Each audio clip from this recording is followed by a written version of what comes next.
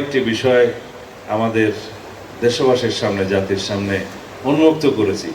এক, আমরা প্রতিশ্রুতি দেই, বিএনপি প্রতিশ্রুতি দেয়, প্রতিশ্রুতি রাখে। ভোটের কালি মোচনের আগেই আমরা প্রতিশ্রুতি পালন করা, নির্বাচনী ম্যানিফেস্টো পালন করা রক্ষা শুরু করেছি। প্রথম আমরা কৃষকদের জন্য 10,000 টাকা কৃষি লোন সুদ সহ মওকুফ করেছি। আমরা যেই রাজস্বটা ঘাটতি হয়েছে, যে অর্থ ব্যয় হয়েছে ব্যাংকিং খাতে, সেটা আমরা সরকারের পক্ষ থেকে আমরা আদায় করেছি। আমাদের নির্বাচনী ম্যানিফেস্টো অনুসারে আমরা বলেছি আমরা ফ্যামিলি কার্ড দেব, যার কাছে দেব তিনি হবেন সেই পরিবারের প্রধান মহিলা। তার ক্ষমতায়ন হবে, মর্যাদা বৃদ্ধি হবে, আর্থিক সচ্ছলতা আসবে, সন্তানদেরকে লেখাপড়া করাতে পারবে, ভবিষ্যতে সেই পরিবার প্রতিষ্ঠিত হবে।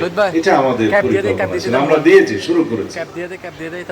তারপরে আমরা সমাজের ইমাম, মুয়াজ্জিন, খতিব এবং অন্যান্য ধর্মাবলম্বীদের যারা উপাসনালয়ের প্রধান, উপপ্রধান, তাদেরকে আমরা কার্ড দিয়েছি, সম্মানী ভাতা দিচ্ছি এবং মাসিকভাবে তারা সেটা পাবে।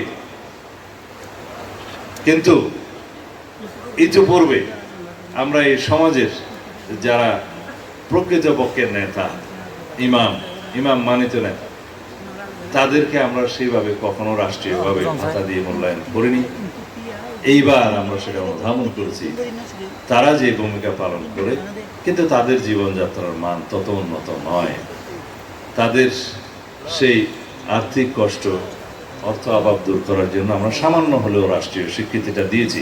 এখানে দুইটা বিষয়, শুধু আর্থিক সাহায্য নয়, তাকে রাষ্ট্রীয়ভাবে সম্মাননা দেয়া হচ্ছে, স্বীকৃতি দেয়া হচ্ছে এবং বিভিন্ন কমিটিতে জেলা পর্যায়ে সহ উপজেলা পর্যায়ে সমস্ত জায়গায়